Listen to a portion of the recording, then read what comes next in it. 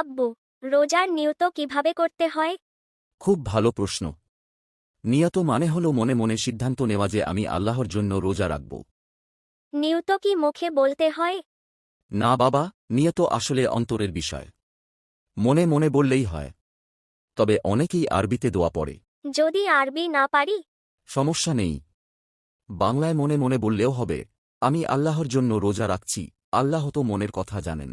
বুঝছি আব্বু, রোজা শুধু না খেয়ে থাকা না, তাই না? ঠিক বলেছ। খারাপ কথা, মিথ্যা, ঝগড়া এসব থেকেও বিরত থাকতে হয়। আলহামদুলিল্লাহ, আজ থেকে ঠিকমতো নিয়ত করে রোজা রাখব। আল্লাহ কবুল করুন, আমিন। প্রিয় ভাই ও বোনেরা, ভিডিওটি যদি উপকারে আসে তাহলে আজ থেকেই আমল শুরু করুন এবং সবার সাথে শেয়ার করুন। হয়তো আপনার একটুখানি শেয়ার কারো সঠিক পথে চলার কারণ হবে।